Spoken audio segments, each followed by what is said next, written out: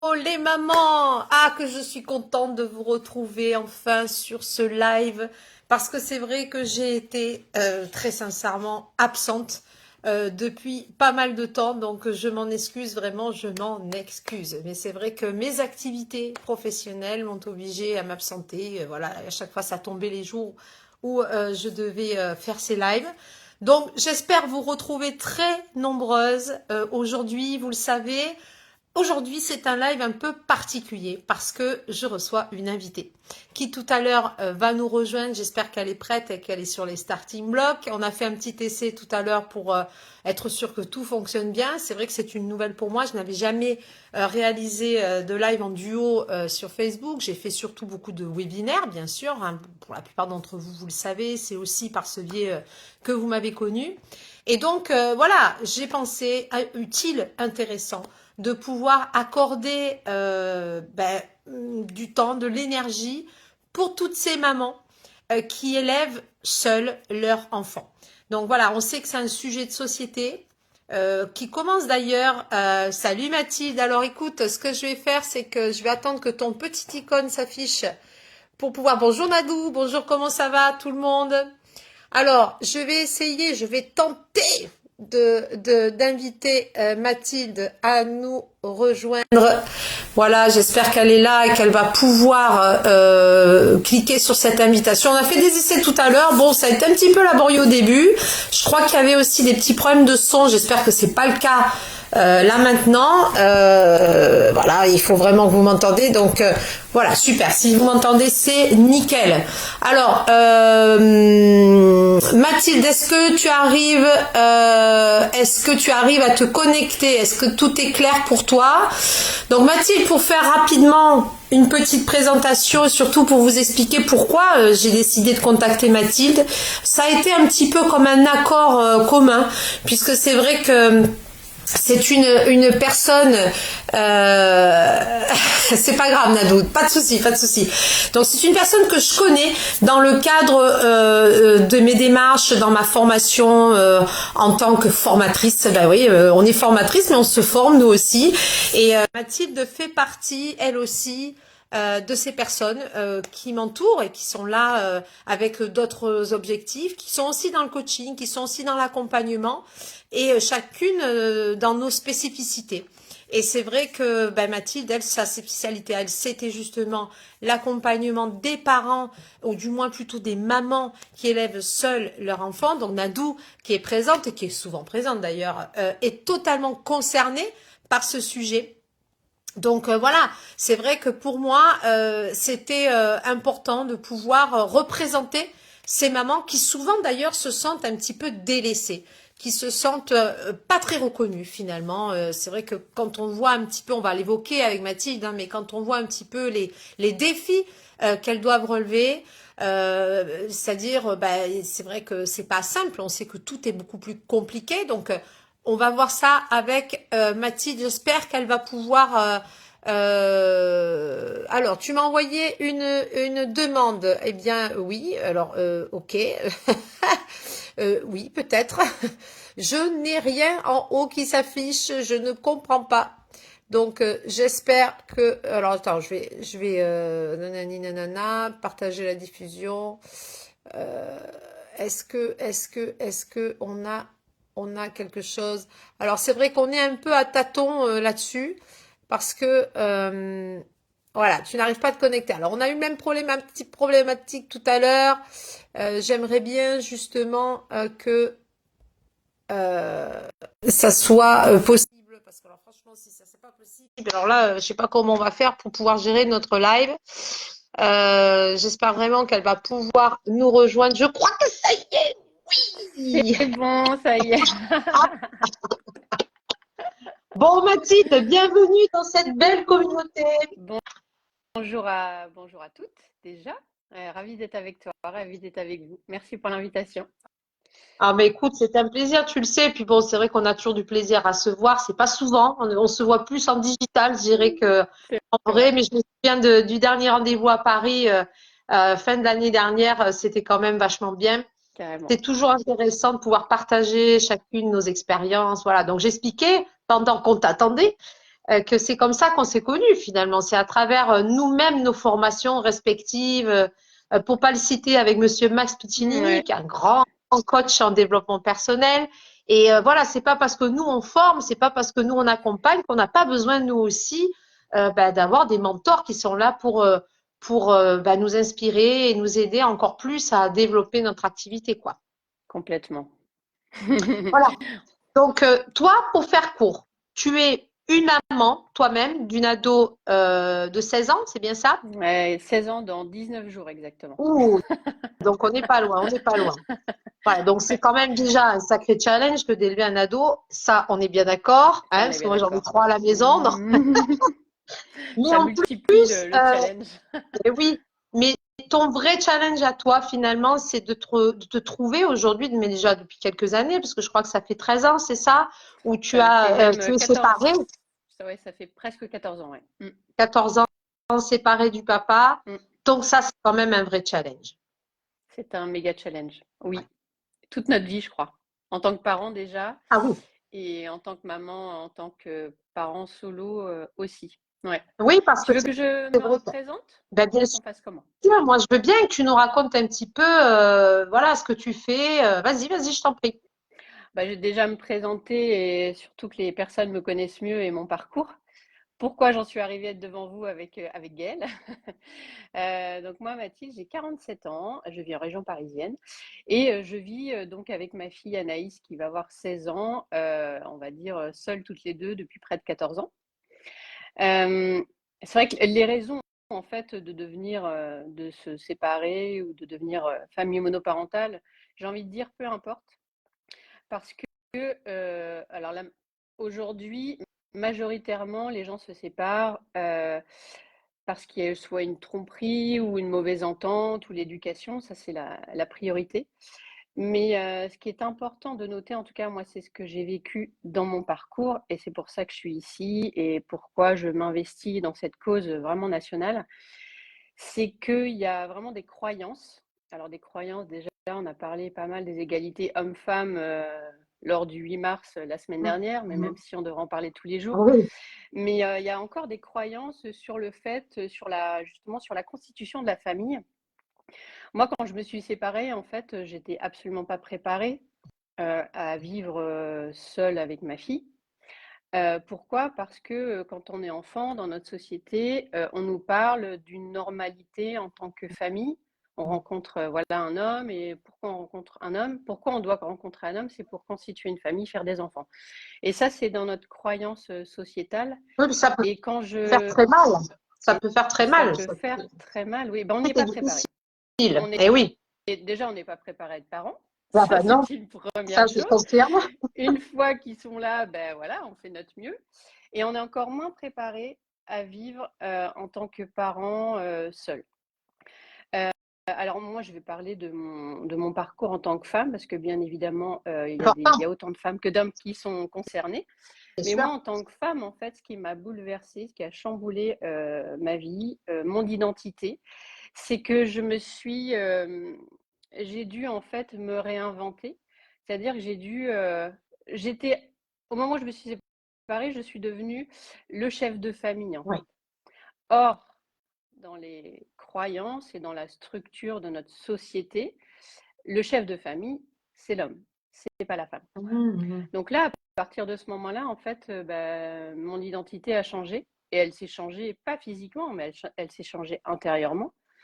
Et je me suis transformée un peu en chef de guerre, chef de famille, qui devait absolument bah, ramener l'argent et la partie sécurité matérielle au sein du nouveau foyer. Et ça, qu'on Sauf s'entende bien ou pas avec le papa d'ailleurs, hein. De toute façon, on se tout retrouve seul à fait. face à un enfant dans un foyer. Hein, c'est C'est important de le dire. peu importe, même si moi, en effet, les relations étaient quand même plutôt cordiales et là-dessus, en fait, j'ai eu de la chance, Mhm.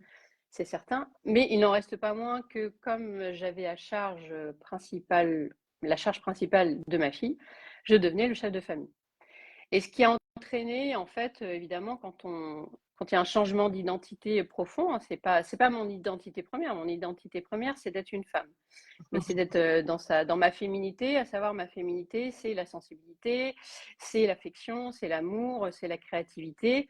Mais c'est pas dans l'action dure de ramener de l'argent, en fait. Normalement, c'est pas ça, être dans sa féminité. Moi, j'étais passée dans la partie masculine, à l'extrême.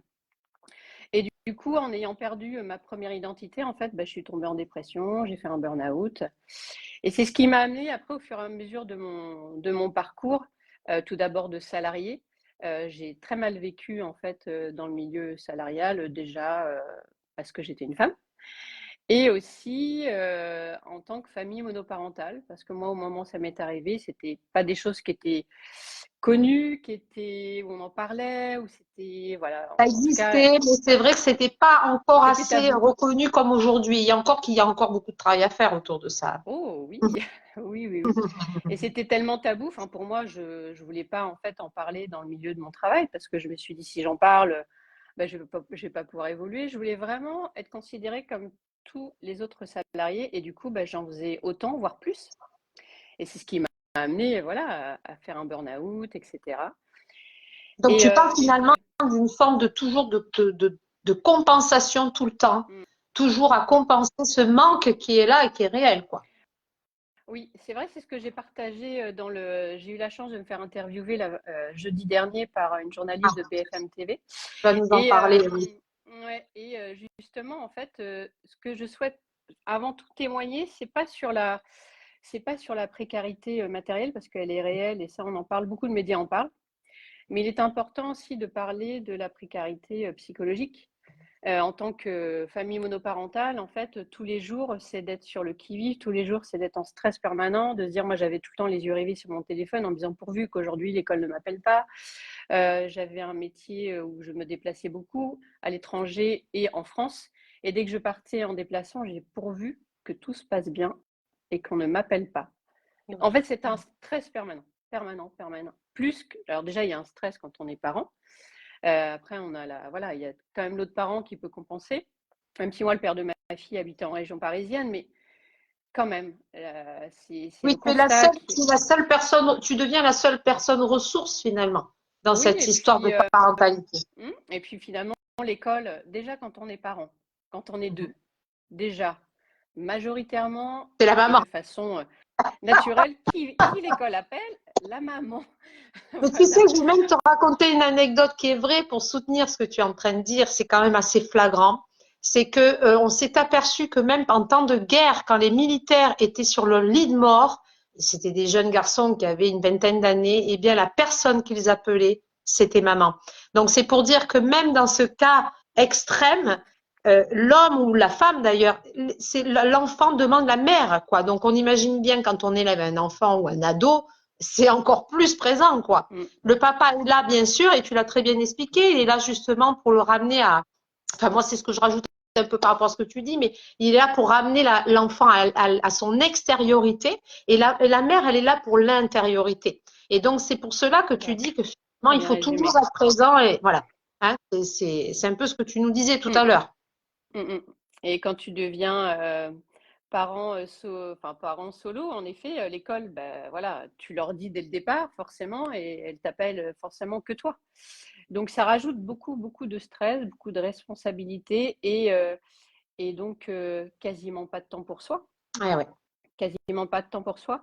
Moi, j'ai une anecdote comme ça que j'ai partagée à certaines femmes de l'Assemblée des familles monoparentales vendredi, c'est que au-delà de la précarité financière, il y a une vraie précarité psychologique et qui entraîne par un manque de temps, en fait, un manque de soins de soi.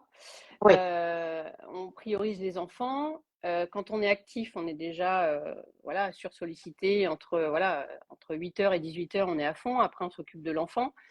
Quand il est malade, on doit le gérer. Et du coup, il y a peu de temps dans notre planning pour inscrire des temps pour soi. Et notamment, s'occuper de nous, d'aller chez le médecin. Je me souviens d'une fois où je me suis rendue en fait chez mon gynécologue et il me dit Madame Ouzou, à votre avis, on ne s'est pas vu depuis combien de temps? Je dis, bah, je sais pas, j'avais perdu la notion du temps. Je dis, bon, je sais pas, un an et demi. Il fait non, non, ça fait 2 ans et demi, ça fait presque 3 ans. Et là, il m'a presque engueulé en fait. Il m'a dit, écoutez, c'est pas raisonnable, c'est pas bien, enfin, faut faire attention, faut être suivi. Donc je lui explique ma situation, et puis je comprends, mais pensez à vous. Et puis là, va faire des examens, tout va bien, mais imaginez. Bien sûr. Donc, ça veut dire que ça peut devenir vite un vrai problème de Oui, santé publique en réalité. c'est un Hein, problème c'est de ça que santé publique qui n'est pas pointé en fait, et que si on devait avoir des chiffres, des statistiques, que beaucoup de femmes qui vivent seules, qui assument seules en tout cas la responsabilité familiale, ont des gros problèmes de santé physique et mentale, ouais. et que ça se Mais répercute alors, du coup, évidemment sur les enfants. c'est quand même incroyable ce que tu racontes et je suis persuadée, voilà, on a des mamans d'ailleurs qui nous rejoignent et qui nous demandent le thème de cette conférence. Eh bien, c'est sur la monoparentalité. Je pense que là, quand même, vous l'avez compris. Donc, beaucoup de mamans se disent se reconnaître dans ton témoignage. Donc, ça, c'est important aussi qu'elles puissent s'identifier à toi. Mm. Mais ce qui est flagrant dans tout ce que tu décris, finalement, c'est que c'est un petit peu les mêmes difficultés que rencontrent aussi ces mamans qui élèvent un enfant TDAH, parce que c'est vrai qu'elles disent souvent se trouver seules au front pour pouvoir assumer toutes ces charges. Mm. On sait que la maman est très important dans l'éducation d'un enfant jusqu'à tard, hein, jusqu'à 15, 16, 17, 18 ans. Et même si le papa est présent, même si le papa est séparé et qu'il est encore présent, il y a quand même cette charge en plus d'être maman célibataire. C'est-à-dire que là, chez nous, dans le cadre de ma communauté, c'est qu'il y a effectivement des mamans qui se sont séparées ou qui ont quitté leur mari et qui en plus ont cette charge de l'enfant. Donc tu te rends compte un petit peu Mm. finalement de ce que ça représente en charge émotionnelle Je vois et en surcharge très bien. mentale aussi, quoi. Mm. Donc, Je vois très bien. et c'est pour ça que c'était important que tu sois présent. Je suis ravie en tout cas. Ouais, Je il suis fallait ravie vraiment de que tu sois partager mon présent expérience. ouais, Mm. parce que je pense que même dans ma communauté où il y a déjà, bon, il y a des parents, il y a des mamans, il y a des papas, mais il y a quand même beaucoup de mamans célibataires et je pense que ça leur fait du bien aussi d'entendre, ben toi, parce que moi je ne suis pas célibataire, donc c'est vrai que je peux pas vraiment les représenter à 100% Mm. et c'est important que tu sois présente pour dire oui, je sais exactement ce que vous endurez parce que je l'ai traversé depuis maintenant 14 ans. Mm. Et donc, tu en as même voulu à accompagner ces mamans. Alors, est-ce que tu peux nous Ouais. raconter finalement qu'est-ce qui t'a vraiment stimulé, qu'est-ce qui t'a donné envie d'aller jusqu'à en faire une activité, quoi? Ok. Alors la genèse de ça, finalement, au départ, alors j'ai eu dans mon parcours de salarié, j'ai envie de dire maintenant, j'ai eu la chance, enfin j'ai eu la chance, j'ai eu l'opportunité de me reconvertir il y a 3-4 ans parce que j'ai été licenciée. D'accord.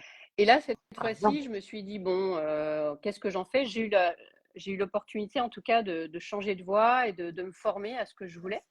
Et là, depuis très longtemps, je m'étais dit avoir donné du sens, comme beaucoup de personnes donnaient du sens. Et le coaching, en fait, me paraissait le meilleur moyen. Pourquoi?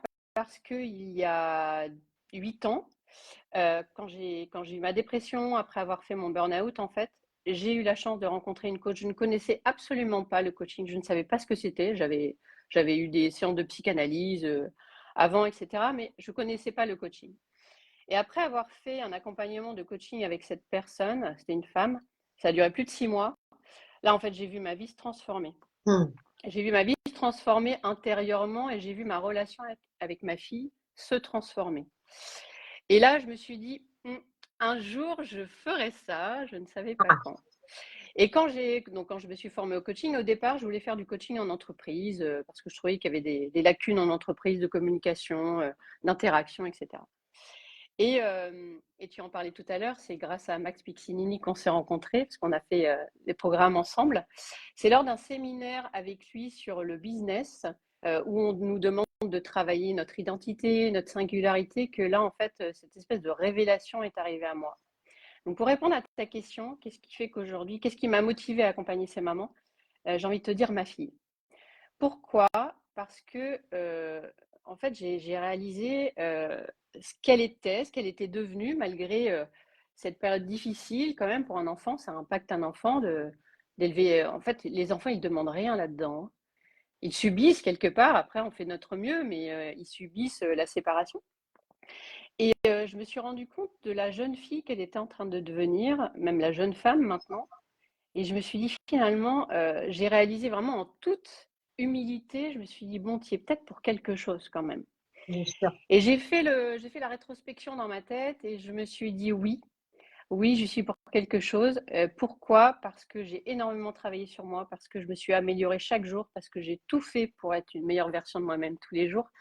Et surtout parce que je me suis posé la question à un moment, Mathilde, quelle image tu veux que ta fille garde de toi en tant que maman et surtout en tant que femme? Et c'est à partir de là que je me suis dit, je vais accompagner également ces femmes qui sont dans cette situation. Alors, solo ou pas solo, parce que moi j'ai des amis qui me disent, tu sais Mathilde, je suis en couple mais je me sens seule parce que mon mari part en déplacement, parce que ci, parce que ça. Donc c'est de vraiment permettre aux femmes de se libérer du sentiment de culpabilité, de se libérer du syndrome de la femme et de la maman parfaite surtout, Ah oui, et voilà, et de donner, d'être en fait une version qu'on veut pour soi avant d'être une version qu'on veut pour les autres. exactement. C'est très Voilà. bien dit, ça, c'est joli. C'est de toi? Mm. Ça vient de sortir, c'est Ah, de ça a moi, été on pourrait le dire. une inspiration divine. Non, mais c'est tout à fait ça en réalité. Je pense qu'en réalité, la femme porte un poids sociétal. C'est-à-dire Oui, qu'on oui, oui, on attend tellement de nous à tous les niveaux. Il faut qu'on soit une businesswoman, il faut qu'on soit une mère irréprochable, il faut qu'on soit une amante, une fabuleuse maîtresse pour le mari, il faut qu'on soit une mère dévouée, il faut qu'on soit la meilleure pour enseigner les apprentissages. Enfin, on aurait tellement de casquettes à porter qu'à un moment donné, j'ai envie de c'est dire, clair. oui, mais pourquoi en fait? Pourquoi est-ce qu'il y a ça qu'on porte comme ça depuis tant de décennies Mais oui, maintenant? C'est oui, mais c'est ça, incroyable. exactement. C'est une, c'est un changement d'identité hein, très profond. Hein. Donc je dis pas que c'est facile, ça ne l'est pas. Hein.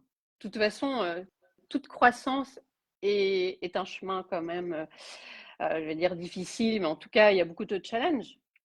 Mais comme tu viens de le dire, ce sont des croyances sociétales, donc c'est profondément ancré en C'est nous. très important. Donc à un moment, il faut un déclic tellement fort, en fait, un pourquoi tellement fort, ce qu'on apprend dans les séminaires qu'on suit ensemble, que en fait, on n'a plus d'autre choix. Moi, en fait, il y a un moment, je me suis dit, j'ai pas d'autre choix que de changer. Et C'est ça. je vais vous raconter vraiment très brièvement ce qui m'est arrivé pour avoir ce déclic. C'est que donc famille monoparentale, je jongle hein, tous les jours, je jongle donc je fais au maximum le matin pour préparer ma fille, l'emmener à l'école, je vais au boulot, etc.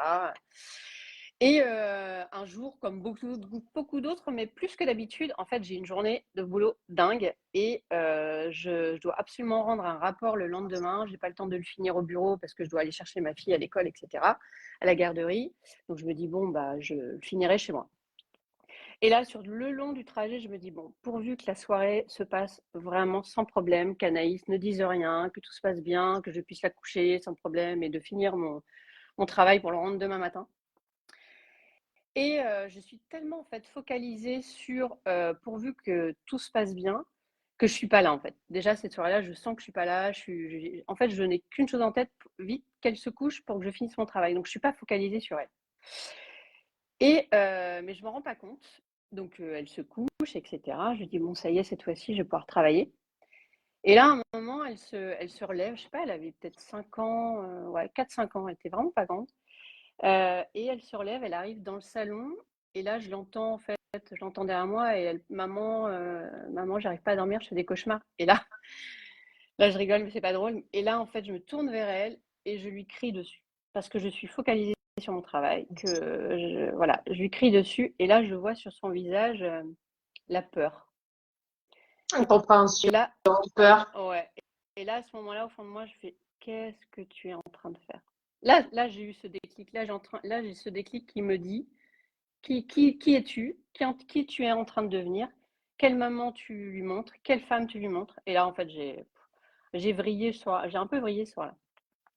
Et à partir de là, voilà, les questionnements ont commencé à jaillir, mais surtout, ce soir-là, je me suis dit, ça doit changer.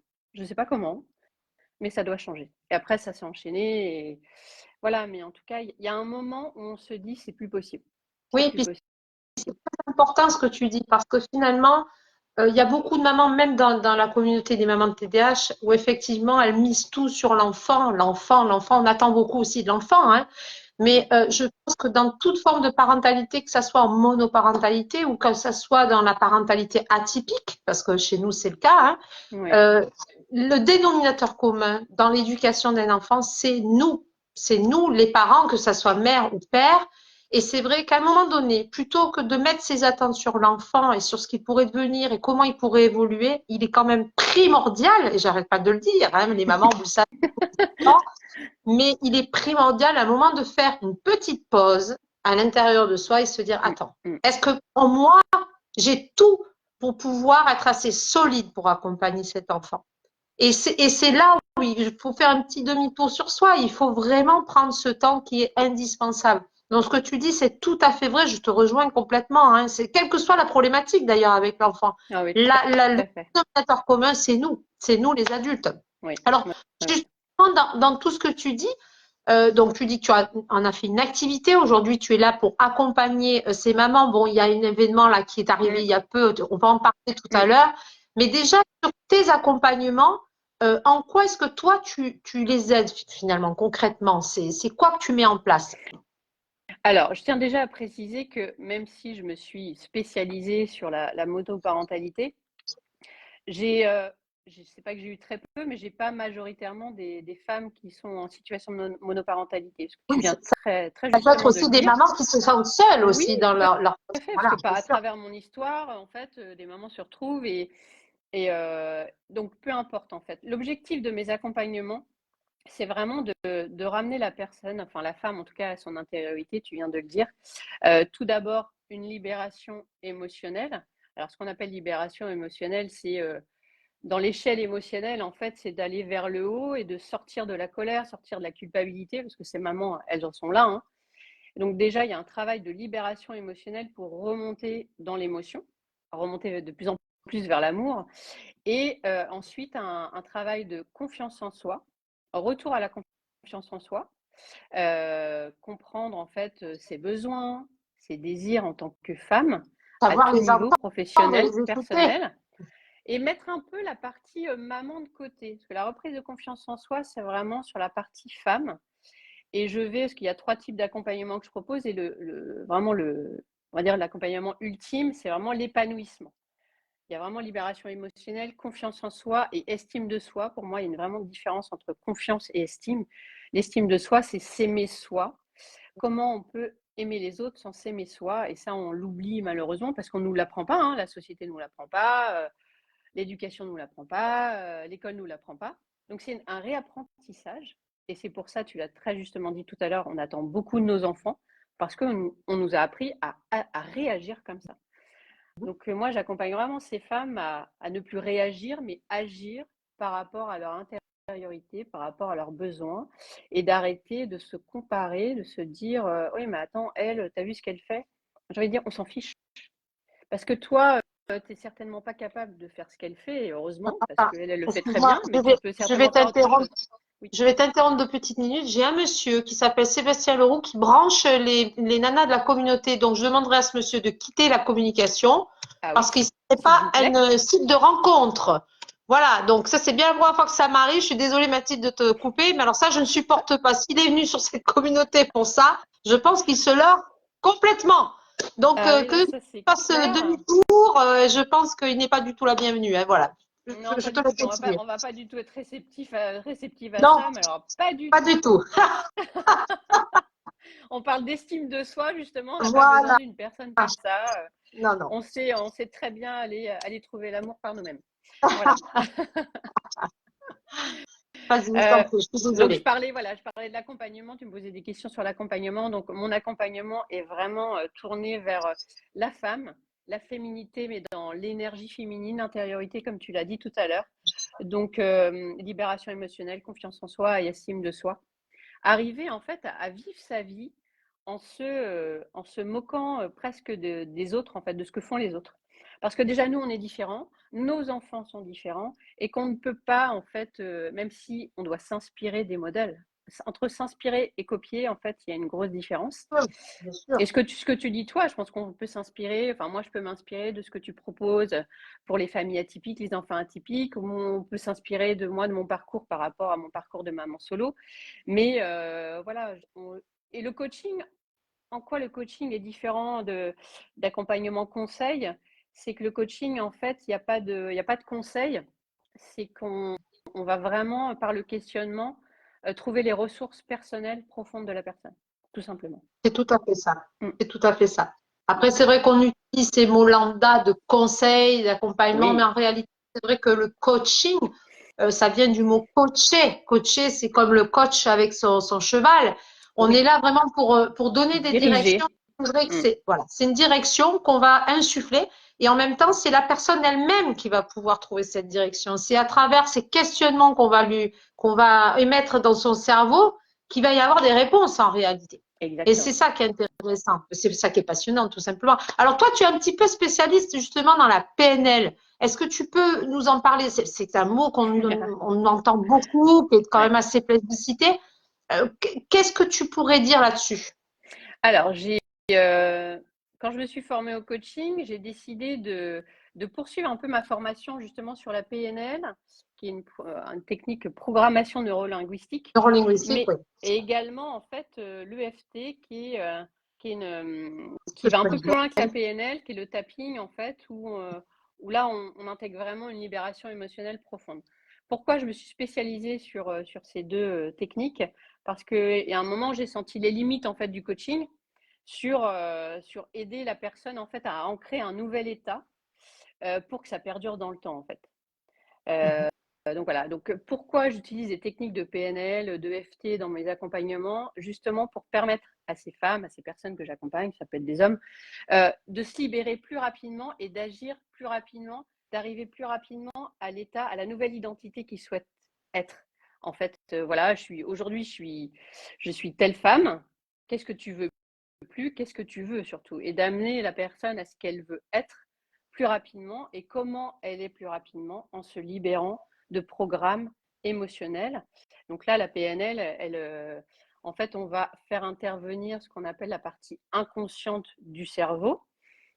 Pourquoi? Parce que faut savoir que notre cerveau, la partie inconsciente, donc elle nous dirige à 90%. Donc si on ne modifie pas les programmations de la partie inconsciente de notre cerveau, Le fameux à un disque. moment, voilà, et à un moment, on retourne dans nos schémas en fait. Donc le but, c'est vraiment que ces personnes, elles changent de schéma et qu'elles aillent vraiment vers cette nouvelle version qu'elles souhaitent au plus profond d'elles-mêmes. Et pour ça, on doit modifier des comportements, des habitudes, des schémas. Et pourquoi on parle de libération émotionnelle?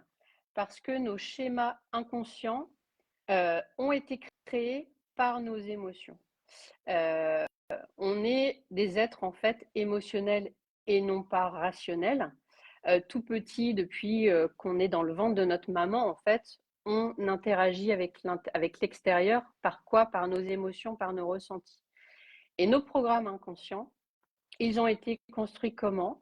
Un événement qui a entraîné une émotion. Tout ça, en fait, s'est collé, a créé un programme et ça s'est ancré dans notre inconscient.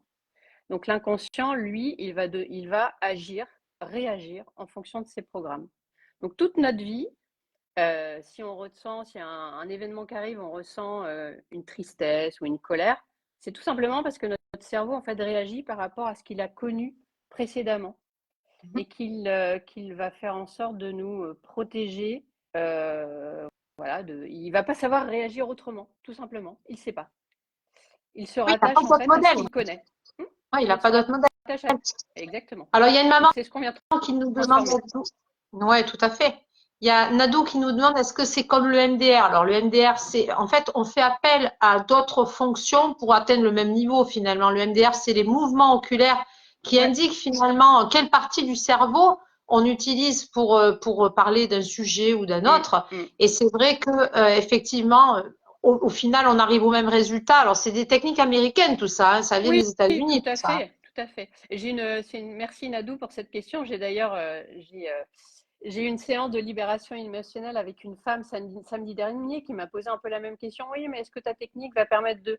J'avais envie de lui dire, ce qui compte finalement, c'est le résultat. Bien sûr. Bien sûr, il faut être professionnel. Moi, je suis professionnelle, j'ai mes diplômes, etc.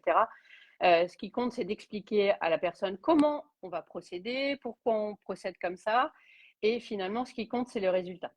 Et oui, ça ressemble à le MDR, même si le FT, en fait, on va tapoter en fait 4 points de méridien. Mais pourquoi on tapote ces méridiens? C'est pour justement faire un court-circuit en fait avec le cerveau, l'émotion et pouvoir transformer ce qui doit l'être, tout simplement. Mais Tout ça ressemble. simplement.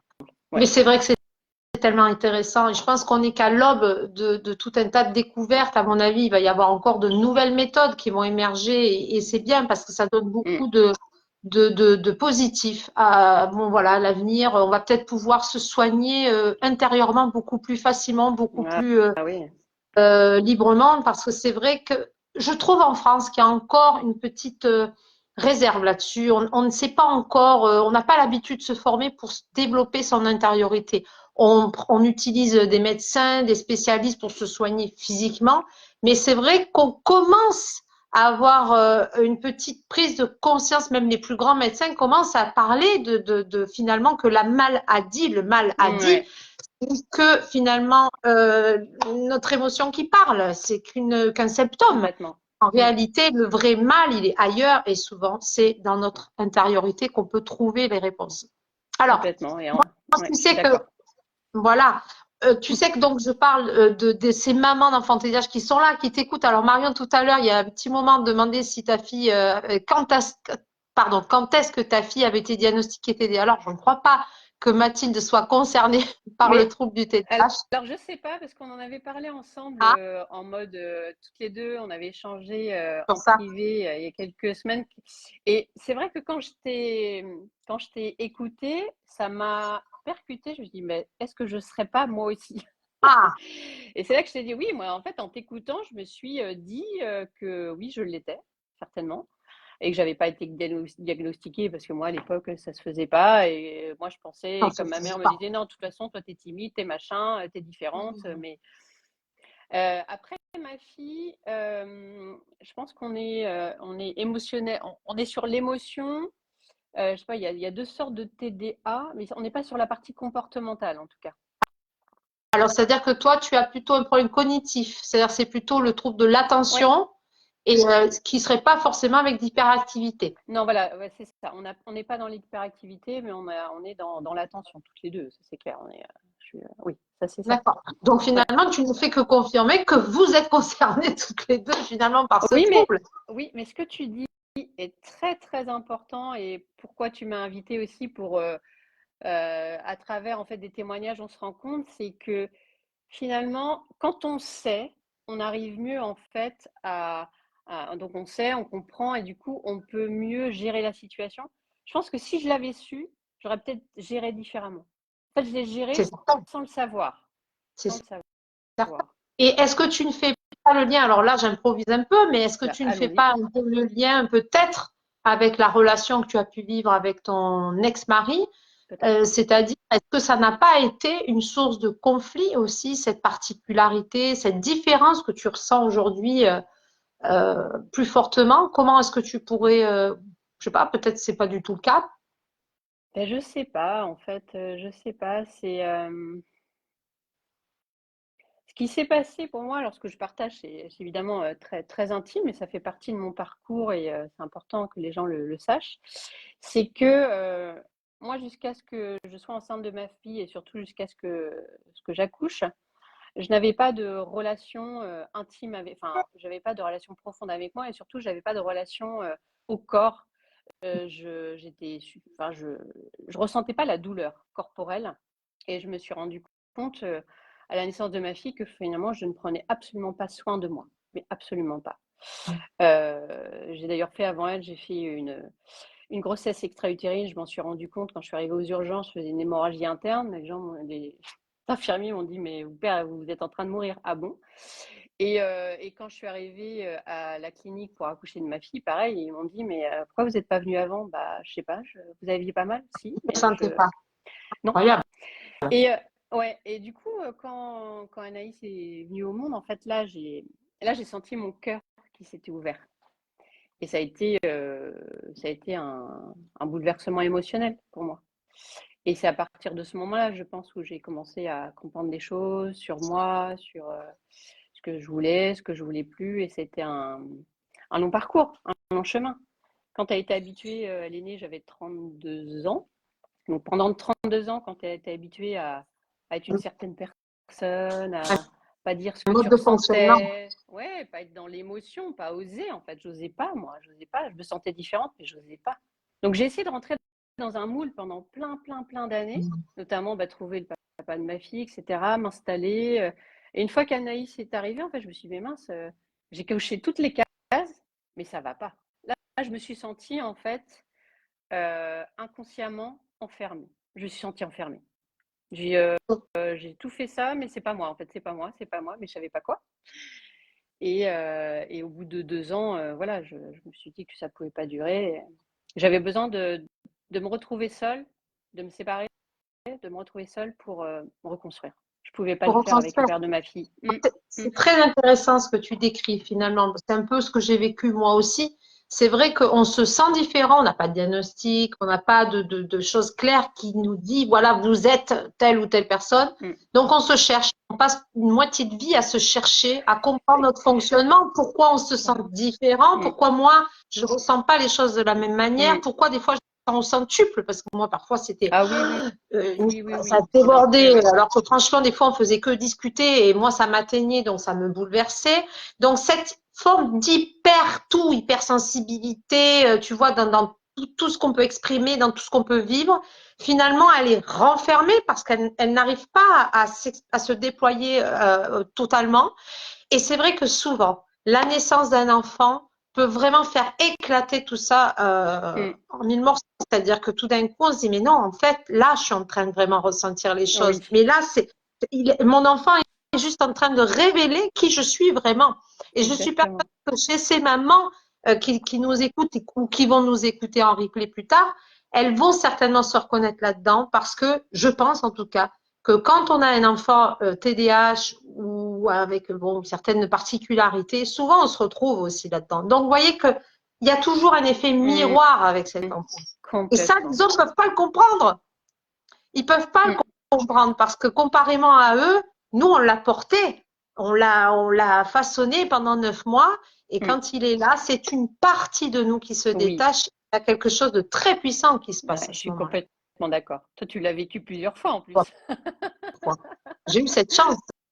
J'ai eu cette chance. C'est une chance. Ouais, c'est une vraie chance. Et, Une vraie chance. tu sais, je pense que de toute façon, tout a du sens finalement, tout a une raison d'être et que si nous vivons certaines situations, c'est pas un hasard, c'est qu'on a quelque chose à expérimenter, on a quelque chose à vivre de toute façon, quoi. Ouais.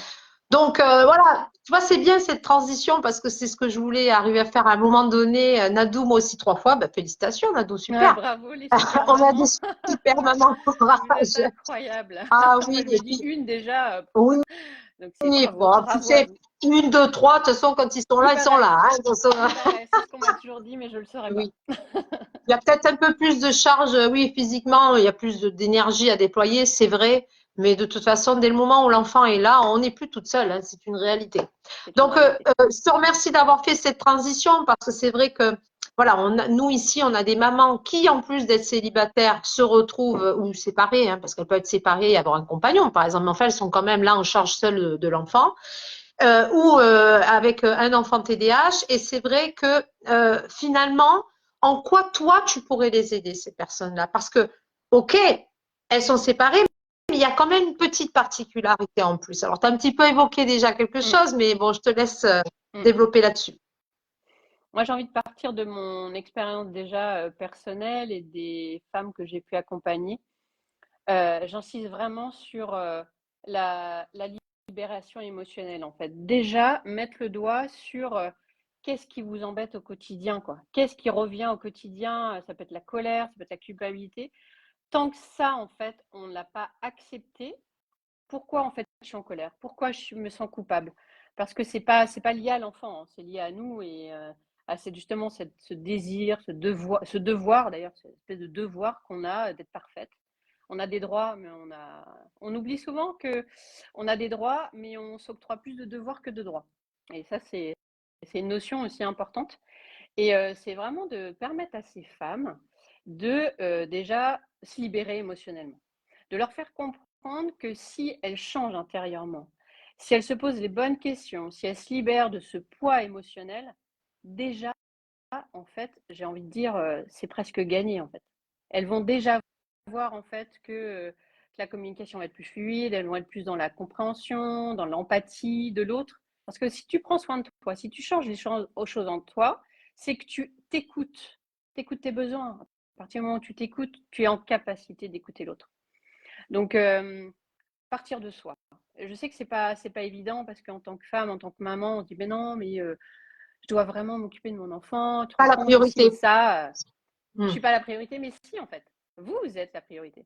Vous êtes la priorité. C'est si vous n'êtes pas bien, votre enfant il est pas bien. Comment vous faites si moi encore plus, je me dis mais si je tombe malade, si j'ai eu de la chance, j'ai pas été malade. Mais je me dis, si j'ai la grippe pendant une semaine, je suis clouée au lit, mais qui va s'occuper de ma fille? Même si mes parents peuvent venir, mais ils habitent pas en région parisienne, il faut le temps qu'ils viennent, etc. Enfin, donc, occupez-vous de vous et ça passe par une santé mentale, une santé psychologique. Et voilà, et c'est là-dessus que j'insiste et c'est là-dessus que j'axe mon accompagnement, sur retrouver un équilibre émotionnel. Voilà. Et puis peut-être, est-ce Être que tu abordes vulnérable. aussi éventuellement le pardon, se pardonner aussi. Parfois, on s'en veut, on culpabilise d'être parti ou de l'avoir laissé partir. On parle évidemment de ce compagnon qui était là avant. Est-ce que ça aussi, c'est quelque chose que tes clientes, quand elles te consultent, elles évoquent? La culpabilité énormément. Les femmes à tout niveau. Hein. Moi, je me suis sentie coupable pendant des années de m'être séparée. Une autre femme qui n'est pas maman solo, mais qui m'a dit, voilà, je me sens coupable de... Elle, tu vois, elle s'est rendue compte, elle s'est sentie coupable de ne pas s'être occupée d'elle avant que c'est... Là, elle avait 3 enfants. Ces 3 enfants sont partis, ont quitté, on va dire, le nid familial parce qu'ils sont partis en études, etc. Et elle s'est rendue compte que, ben, ah bah mince, ils sont partis, mais et moi?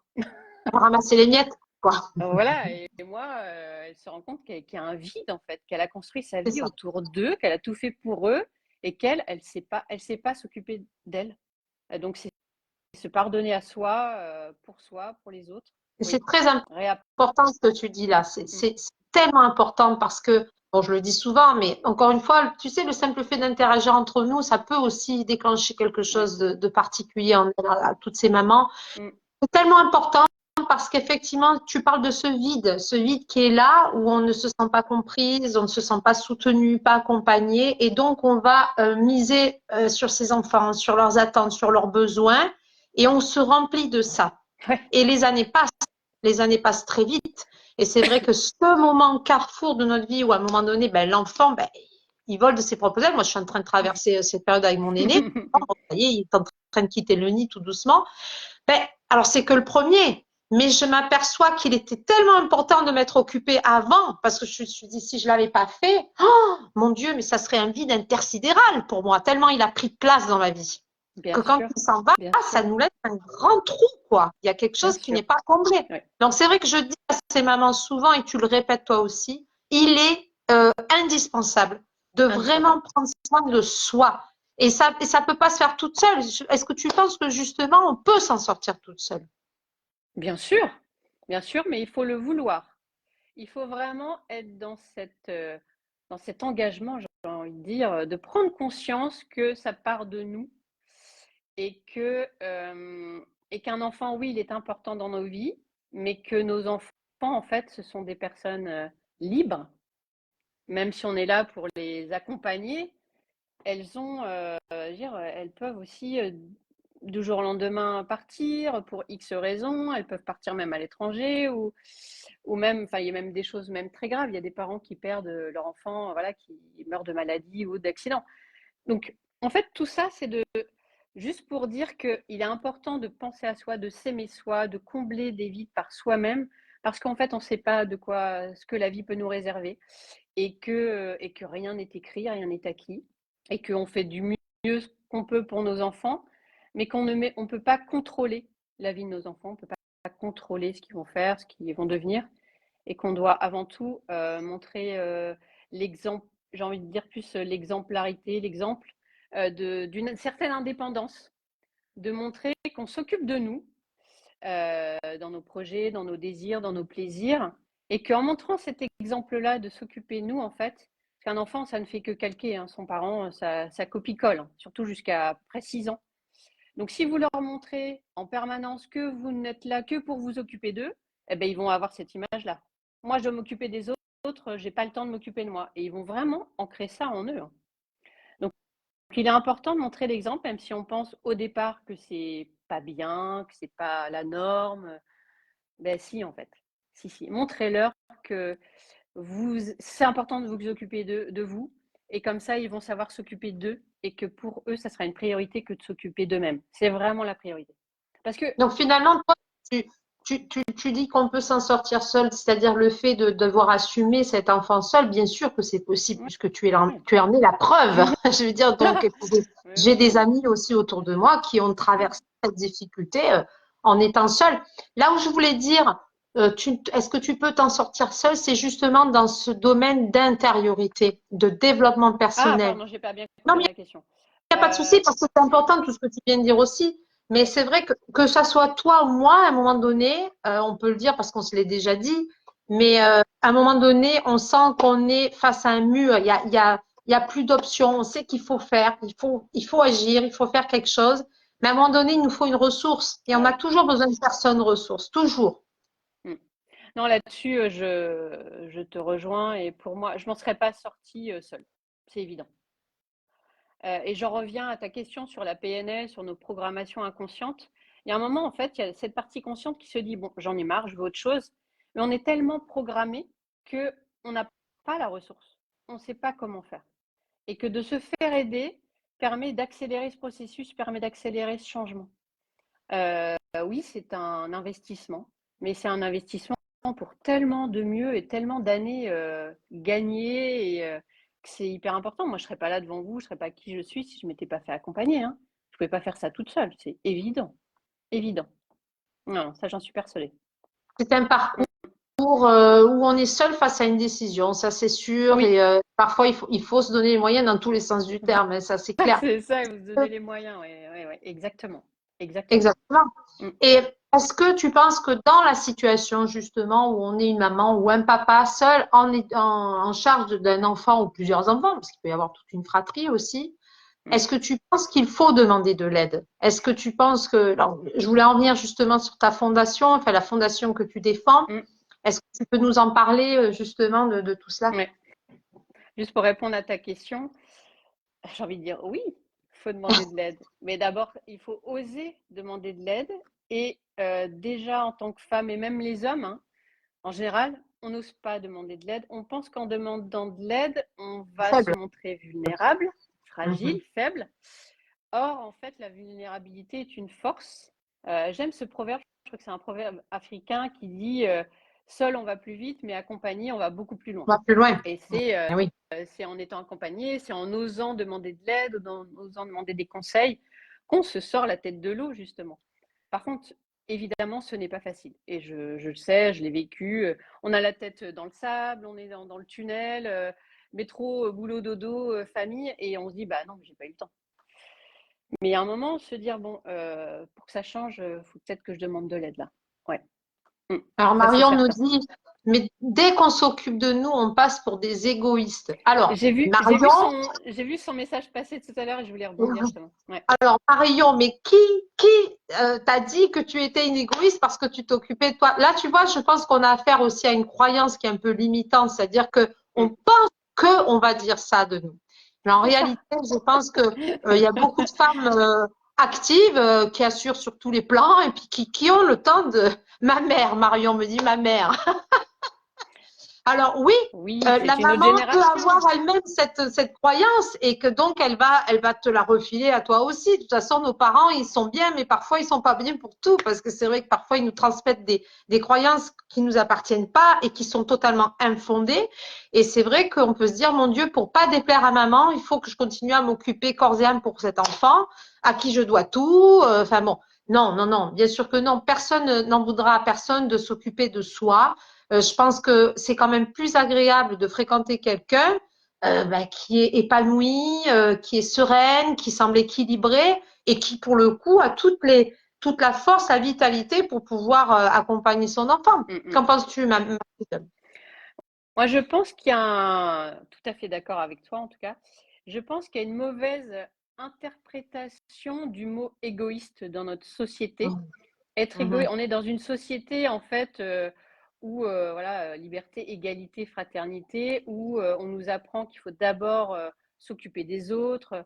C'est vrai qu'on est dans une société où il y a beaucoup d'aide, etc. Donc le collectif, on doit tous mettre la main à la pâte pour aider les minorités et ceux qui s'en sortent moins bien.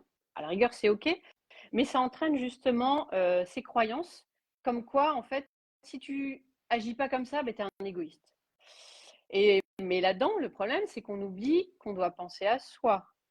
C'est bien hein, de s'occuper de son prochain, mais si on n'a pas les moyens financiers, si on n'est pas en bonne santé, comment tu veux bien t'occuper des autres? Donc la notion d'égoïsme, pour moi, elle est un peu faussée. Il Ça voudrait faut dire qu'on être s'occupe égoïste. que de soi, l'égoïsme. Ouais, mais dans l'égoïsme, finalement, c'est de penser à soi, mais penser à soi dans le but d'être mieux pour pouvoir ensuite aider, accompagner les autres et d'abord ses enfants. J'aime cette image, je l'emploie souvent en coaching. Imagine, tu es dans un avion, l'avion Ah ben oui, va atterrir là, c'est on tellement te demande de parlant mettre le cette. masque. À ton avis, tu mets le masque à qui? À ton enfant ou à toi? La plupart des gens disent à mon enfant. Bah non, mets-le d'abord sur toi, Ah, parce que l'erreur. sinon ton enfant, voilà. Et que là, on va dire, bah attends, t'as été égoïste, t'as pas mis le masque sur ton enfant. Bah, et pour lui mettre le masque, il fallait d'abord que je le mette sur moi. Sinon, je ne peux pas l'aider. Donc c'est ça en fait. Est-ce que ça, Oui, c'était parce qu'au égoïste? lieu d'en Non. tuer un, tu en tues deux, quoi. Exactement. Donc ça, c'est pas égoïste, c'est juste Bon avoir sang. cette conscience de ce bon sens de se dire je dois d'abord être en bonne santé. C'est tout. Ben, parce qu'on veut être la personne ressource de l'enfant.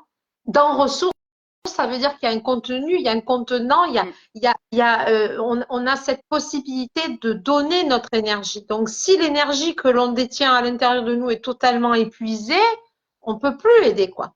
On peut plus aider. Donc ça, c'est encore une fois, je pense qu'en France, alors peut-être que je me trompe, mais j'ai quand même cette sensation qu'en France, il y a encore vraiment une mauvaise croyance là-dessus. Je suis d'accord. C'est-à-dire que se développer personnellement, ça sert un peu à rien, c'est un peu un effet de mode. Prendre soin de soi avant toute chose, c'est de l'égoïsme. Enfin voilà, on est vraiment et puis s'investir pour soi-même, c'est encore quelque chose qui est mal perçu, c'est vrai quoi. C'est mal Complètement. perçu parce que finalement, c'est pas quelque chose qu'on peut palper, qu'on peut garder. Tu vois, un téléphone, il est beau, il brille, il a plein d'applications. Tu vois, tu le vois, tu le sens quoi. L'intériorité, son développement personnel, c'est quelque chose qui est seuls nous pouvons le sentir finalement. Enfin, on peut le sentir aussi par interaction avec les autres, mais on sent que c'est quelque chose qui est sensitif. Ce n'est pas quelque chose de matériel. C'est pas un canapé neuf, quoi. Voilà. Et d'ailleurs, Max Piccinini nous le dit souvent. On va plus mettre des moyens dans un truc à la mode qui va durer Une un an ou télé, deux, ouais. voilà, plutôt que c'est quelque chose finalement qui est le plus précieux pour nous, c'est-à-dire c'est notre devenir, c'est tout ce qui fait qu'on est aujourd'hui telle ou telle personne, quoi. C'est ça qui va durer dans le temps.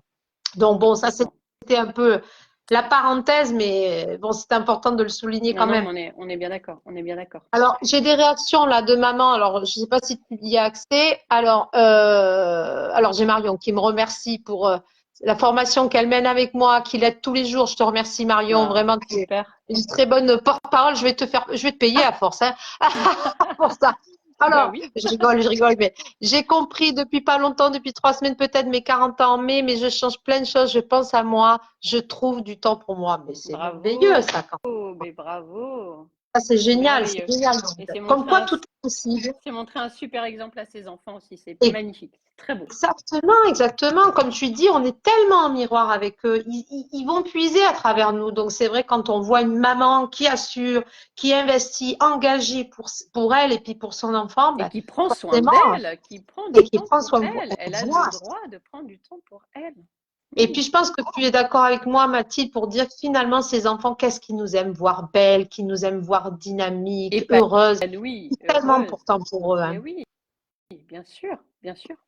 Je pense que c'est plus facile pour eux d'entendre avec un grand sourire, écoute là, j'ai pas eu le temps de préparer à manger parce que j'ai été me faire un spa, j'ai vu une copine, plutôt que attends, je suis en train de préparer à manger, tu m'énerves, on parlera de ça plus tard.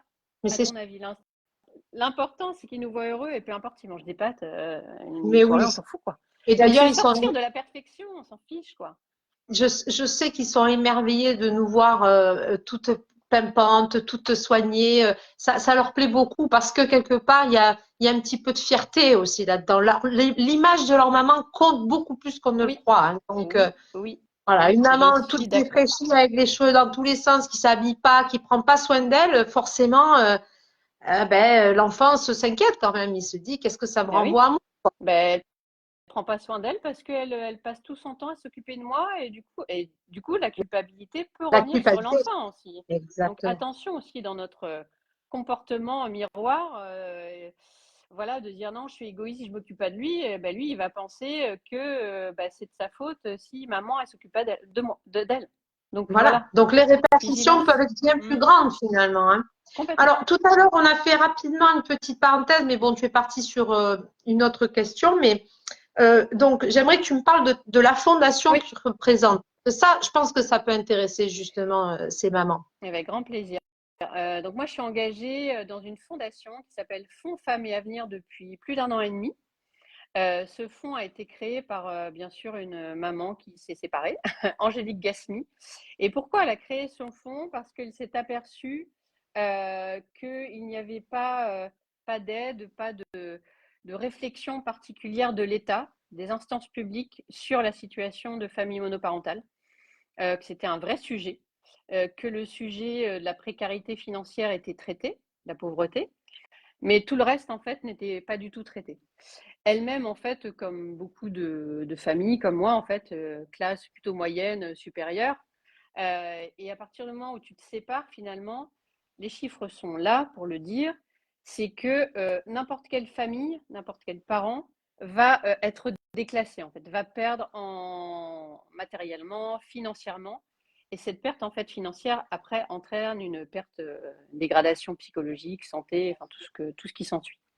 Donc, pourquoi elle a créé ce fonds? Double action du fonds, déjà auprès des instances publiques, du gouvernement, des députés, pour agir et pour faire en sorte qu'il y ait vraiment un statut qui soit créé pour ces familles monoparentales, ce qui est en train d'arriver. Et également dans le secteur privé, au sein des entreprises, c'est un secteur qui n'est pas adressé, c'est un sujet qui n'est pas adressé sur la monoparentalité, à savoir faire en sorte que chaque famille monoparentale puisse avoir un boulot, puisse maintenir son travail. Parce que ce qui est constaté, c'est quand tu tombes, quand tu te sépares, quand tu deviens famille monoparentale, 85% des familles qui sont concernées sont gérées par des femmes.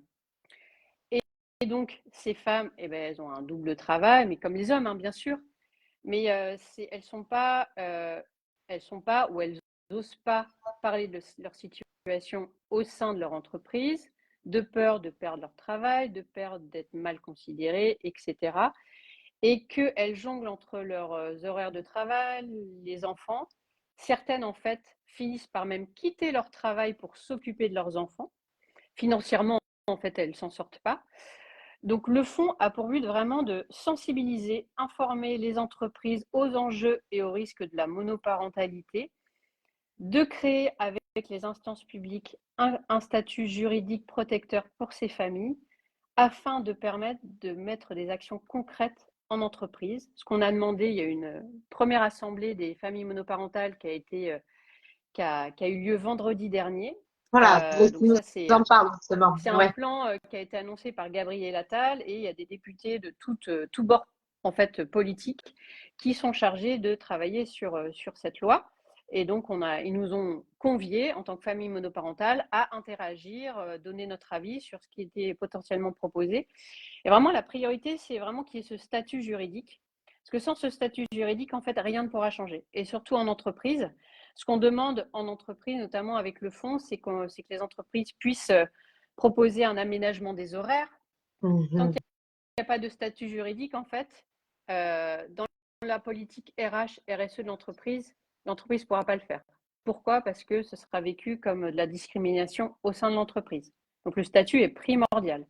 Aménagement des horaires, possibilité en fait d'avoir une flexibilité sur les vacances scolaires. Moi, je l'ai vécu, hein, des entreprises qui obligent les salariés à prendre les vacances en août. Ah, telle Quand tu es date, en les gars. statut, quand tu es séparé, quand tu as le papa, la maman, nous, c'était une année sur deux. Moi, je ne pouvais pas prendre août à chaque fois. Donc là, tu te sens vraiment voilà, tu dis mais je peux pas, etc. Également sur la partie fiscale, défiscalisation de la pension alimentaire. Aujourd'hui, il est juste aberrant qu'un des parents qui perçoit la pension doive en fait payer des impôts sur ça. C'est pas un revenu, c'est une aide à l'éducation de son enfant. Ça n'a juste rien à voir. Donc voilà, donc c'est en ça que le statut juridique est primordial. Et aussi libérer la parole, permettre à ces Ah oui, femmes qui n'osent pas en parler, comme moi, très longtemps, elles existent. des femmes des femmes qui se disent, bah non, moi financièrement, il n'y a pas de problème, donc j'ai pas de problème. Si, si, si. Si vous avez un problème, votre enfant aura un problème. Donc, il est temps de vous occuper de vous, prenez soin de vous, faites attention à votre santé mentale, votre santé physique. Vous n'êtes pas des superwoman, quoi, et on ne vous demande pas de Ah, l'être. ah oui, Donc, ça c'est clair, c'est c'est ma grande important. phrase. C'est important. Vous n'êtes pas des superwoman. On est courageuse, mais on n'est pas surhumain, quoi. Et Mais c'est vrai qu'il est qu'il temps, est temps, il est qu'il est- temps qu'il est- de prendre en considération cette nouvelle société parce que c'est vrai qu'aujourd'hui, on a la possibilité de se séparer de son mari parce qu'on a une indépendance financière. Bon, la plupart quand même, on travaille. Même si on n'a pas de travail, c'est quand même important de pouvoir quitter l'homme qui nous rend malheureuse et d'avoir ce droit. Avant, c'était absolument pas envisageable. Donc, la société a évolué. Moi, je pense que c'est une évolution, vraiment, c'est une progression de notre société parce qu'on a le choix de vivre à qui on veut. Donc, ça, c'est primordial. Mais c'est vrai que certain. pour le coup, voilà, pour le coup, c'est vrai que c'est quand même hallucinant qu'on ne prenne pas en charge toute cette catégorie de femmes ou d'hommes d'ailleurs, parce qu'il y a aussi des hommes qui ont subi des Mais bien situations sûr. compliquées et qui se retrouvent absolument pas représentés, pas reconnus. Il n'y a rien qui existe pour eux. Moi, je pense, je sais pas, tu as peut-être fait avec la Fondation des recherches sur d'autres pays limitrophes ou plus lointains, mais comment ça se passe par rapport à l'étranger? Parce que nous, est-ce qu'on est un peu en retard là-dessus? Alors, il n'y a pas de chiffres encore. Nous, les chiffres, on les a d'abord pris en France. Les chiffres, c'est quand même au niveau national une famille sur trois qui est concernée. Ça représente quasiment 5 millions d'enfants concernés, impactés, et que parmi ces 30%, 85% concernent des femmes qui ont à charge les responsabilités familiales du foyer. Et au niveau de la région parisienne, c'est 40%. Et qu'on estime que d'ici quelques années, ça sera une famille sur deux. Donc c'est juste énorme. Et ce que tu viens de dire, en fait, qui est important, c'est oui, bah, aujourd'hui, voilà, dans cette société un peu patriarcale, oui, bah, les femmes, vous avez demandé votre liberté, vous pouvez maintenant vous séparer, etc. Donc en fait, vous le voulez, bah, à vous d'assumer. Et c'est ça qu'on doit changer, en fait. Oui, on souhaite être indépendante, avoir notre autonomie, mais on ne demande pas à tout assumer. Et ça, il faut que ça change, en fait. Et même, pourquoi il y a ces chiffres alarmants de 85% de ces familles sont gérées par des femmes? Parce qu'aujourd'hui, en fait, les instances se disent dans leur croyance que c'est à la femme d'assumer l'éducation de l'enfant. Mais non, en fait, je pense que beaucoup de papas souhaitent avoir l'égalité là-dessus et que pour l'équilibre de l'enfant, il est important d'avoir une garde partagée. Moi, c'est pas ce que j'ai eu parce que j'ai pensé aussi que non, Anaïs, elle est petite, donc je dois avoir la garde pleine. Mais je pense qu'aujourd'hui, si c'était à refaire, je demanderais une garde partagée. Pour l'équilibre de l'enfant, pour l'équilibre des deux parents, pour l'implication des deux parents. C'est important. Et c'est en ça aussi qu'on veut que les choses changent. C'est que les papas soient mieux considérés et qu'on leur donne beaucoup plus de responsabilités qu'ils ne l'ont aujourd'hui. C'est très important. Donc, c'est intéressant dans ce que tu développes parce que finalement, tu n'exclus pas du tout le bien-être de ces papas qui sont pas aussi suffisamment. Mais bien sûr. C'est-à-dire que souvent, je te dis, bon, ben, cette image est très patriarcale de la société française qui dit que l'homme est tout puissant, alors qu'en réalité, l'homme peut être aussi très sensible, très, très fragilisé par une situation et qu'il mérite aussi d'être entendu, bien sûr. Donc à nous aussi, on a notre responsabilité. Je sais qu'il y a pas mal de femmes lors de l'Assemblée des familles monoparentales qui ont un peu grincé des dents quand on a dit ça. Mais je pense qu'à un moment, on a notre part de responsabilité en tant que femmes de leur laisser leur place, de leur laisser prendre leur place. Je ne dis pas qu'il y a évidemment des situations catastrophiques où il y a des papas qui partent du jour au lendemain, qui ne s'occupent pas de leur enfant, évidemment. Mais là, on voit vraiment une évolution et on sent vraiment que les hommes, les papas veulent prendre vraiment plus de place et même en situation de séparation, et qu'on doit leur laisser leur place. Bien sûr. On doit leur laisser leur place. Il y a Pour de nous, pour les vrais enfants, bons c'est important. papas, Mais bien bien sûr, sûr. bien Je pense sûr. qu'il faut savoir respecter les deux côtés. De toute façon, Oui. l'homme et la femme sont faits pour avoir des enfants. C'est pas pour rien. C'est qu'ils sont là pour créer un équilibre aussi. Même si on est très différents dans le fonctionnement, dans notre nature propre, profonde, ben, c'est important de pouvoir réunir les forces de l'un et de l'autre. D'ailleurs, moi, je dis Complètement. souvent dans l'accompagnement des couples qu'il ne faut pas mettre de côté aussi les besoins de l'autre partenaire. Chacun avons nos valeurs respectives et il faut mettre ça en accord. Il faut s'accorder. Il faut trouver un terrain d'entente. Donc, même si on est séparés, d'ailleurs, c'est exactement la même chose. Là, c'est encore plus dur quand on est séparés, mais oui, bien évidemment. C'est encore plus dur, effectivement, parce qu'il y a deux foyers, il n'y en a pas un seul, mais bon. Oui. Donc là, pour les avancées, pour toutes ces démarches que vous avez faites auprès du gouvernement, est-ce qu'on peut avoir des délais? Est-ce qu'on peut savoir à peu près dans combien de temps on peut commencer à avoir des résultats, si toutefois il y en avait? L'objectif, en tout cas, du gouvernement, des députés, c'est de faire voter une loi au printemps. Donc, en tout cas, l'objectif est avant l'été. Après, voilà. Et les débats étaient tellement riches vendredi matin que, en fait, une deuxième session va être organisée parce qu'on n'a pas eu le temps de débattre de tous les points. Mais en tout cas, on voit que les choses évoluent. En tout cas, on a été écoutés. On voit qu'il y a des choses qui sont prises en compte. Tu parlais justement d'autres pays. Alors, pour l'instant, on n'a pas trop d'idées là-dessus, mais en tout cas, un des députés, ils ont en tout cas relevé qu'il y avait une pratique au Québec qui est réalisée. Ils aimeraient s'en inspirer.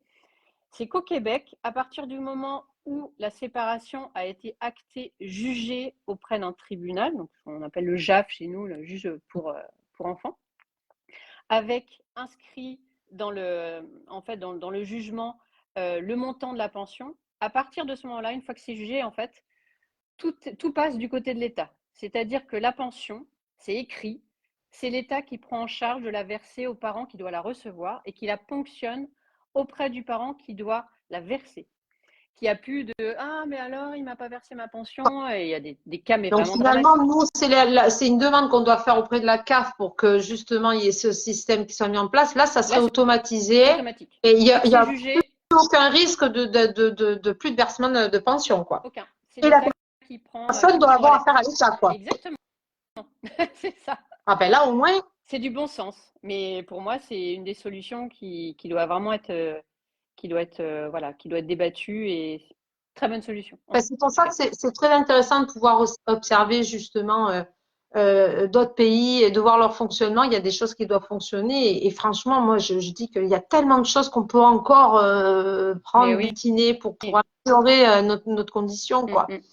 Ok.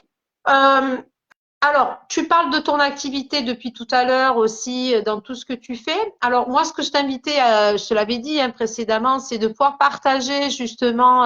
Alors, tu avais quelque chose à nous proposer? Alors, ce que je vais partager après le live, parce que là, je peux pas le faire là comme ça, mais ce que je vais partager dans le live, dans les commentaires sur ta page Facebook, c'est que je vais proposer à toutes les personnes qui nous regardent, que ce soit maman ou des papas qui le souhaitent, un lien où ils pourront réserver une séance diagnostique avec moi d'une demi-heure offerte. Donc, du coup, déjà de les écouter ces mamans, ces papas, ces femmes, sur ce qu'elles vivent, ce qu'elles souhaiteraient améliorer dans leur vie et voir ensemble voilà, ce qui serait possible de faire avec elles, mais en tout cas, offrir 30 minutes avec elles. Voilà. 30 minutes de bonheur, de soutien. Mais on a besoin d'être écouté. On a besoin d'être écouté. Et pendant ces 30 minutes d'écoute, j'ai déjà vu des femmes avoir des déclics, ne serait-ce qu'en 30 minutes. Donc, ça me ferait vraiment plaisir de pouvoir leur offrir ça à ta communauté. Mais c'est génial. Bah, tu vois, il y a déjà Marion qui dit je vais réserver, c'est génial. Nadou, plaisir, Marion. Voilà, Nadou certainement va l'être aussi parce que ce sont des mamans qui sont très investies, qui suivent de très près tout ce que je fais, que ce soit en live, webinaire, etc. Donc, je pense que ça sera de très bonnes personnes que tu vas retrouver de ton côté. En tout cas, voilà. Ça fait des belles rencontres. Et ça fait de belles rencontres. Voilà, c'est déjà très bien. De toute façon, j'espère. Voilà, Nadou nous fait un pouce, donc je pense. J'ai vu. Merci, Nadou. J'espère que tu pourras nous tenir au courant quand même de toute cette belle démarche que tu as fait avec ta fondation. Alors, rappelle-nous le nom de la fondation, c'est Femmes Je le remettrai également, c'est Fonds, Femmes et Avenir. Femmes et Avenir. Voilà, donc si ça vous intéresse, vous pouvez toujours aller chercher. Mais Exactement. elle nous partagera le Je te lien comme celui de. partagerai le lien. Oui, Voilà. Pour avec celles grand qui plaisir. sont intéressées, donc je vous indique vraiment Mathilde qui est juste une personne formidable, qui Merci sait Gaëlle, toi aussi exactement. tu es formidable. Je suis Ah, heureuse merci. d'être avec plein de personnes formidables aujourd'hui. On se fait des bisous. Bah On oui, s'aime, on se dit plein de voilà. compliments, c'est trop bien. C'est pas être égoïste, En tout c'est cas, juste être voilà, humble et vulnérable. occupez-vous Donc, de vous, mesdames. Occupez-vous de vous, Nadou. Bravo à toutes les deux. Mais franchement, ça a été un réel moment de plaisir avec toi, Mathilde. Je te Moi remercie aussi. d'avoir pris ce temps-là parce que je sais que tu es Un très, vrai très plaisir. occupée. Donc, Toi ça a aussi, été merci vraiment beaucoup. un vrai bonheur. Et puis, elle nous tiendra au courant, Mathilde. Elle va nous donner aussi tous les liens. Donc, je vous indique vraiment de prendre rendez-vous avec elle. C'est vraiment un cadeau. Et puis, ben voilà, moi, je suis contente de pouvoir vous en faire Ah profiter. ben, C'est merci génial à ce qu'elle vous toi propose. de m'avoir fait profiter de ta merveilleuse communauté. Et j'en profite pour dire qu'on fera une séance retour. Moi, dans ma communauté de mamans solo, ça sera sur Instagram et on partagera ça avec Gaëlle. Super. Parce que moi aussi, ma communauté, elle n'est pas forcément au courant comme moi de... Hop là, pardon, j'ai perdu mon téléphone. Ah, Elle il y en n'est a pas marre. forcément... Voilà. Elle n'est pas forcément au courant de ce qui est, voilà, ce qui est des TDAH. Ouais, TDA, Je pense que ça sera important pour ma communauté aussi de découvrir ce que c'est, comment on le vit et quelles sont voilà, les solutions, les conseils. Donc pareil, il y aura beaucoup de choses qui seront dites et je m'en réjouis d'avance. Ah, super. Bah, de toute façon, on partagera justement ton réseau. Je mettrai un lien moi aussi pour que bah, les personnes puissent continuer à te suivre dans ta propre communauté. Et puis, Merci. bah, on se retrouvera a priori très bientôt justement pour Oui. parler, pour échanger dans ta communauté du TDAH Ouais. parce que ça peut peut-être Sur ta t'intéresser aussi spécialité. sur ma Exactement. spécialité. Tout à fait. Bah, en tout cas, Merci. encore un grand merci à toi, Mathilde. Merci À très aussi. bientôt. Oui. Merci aux mamans d'avoir été Merci à présentes. toutes Merci les à celles mamans. voilà, qui seront là même plus tard. C'est pas grave, on sait qu'elles travaillent parfois, donc elles ne peuvent pas faire Exactement. toujours comme elles veulent. Mais en tout cas, on se donne rendez-vous pour ce qui me concerne, c'est ce jeudi prochain. Je ne sais pas encore quel thème on abordera. Moi, je suis un peu au feeling, c'est au moment, à l'instant T, donc on verra. Voilà. En attendant, bonne continuation à toi, Mathilde. À très Bisous bientôt. Gaëlle, merci encore pour l'invitation. Merci à toutes de nous avoir écoutés. Salut, bonne Ciao, fin de ciao tout le journée. monde. Salut.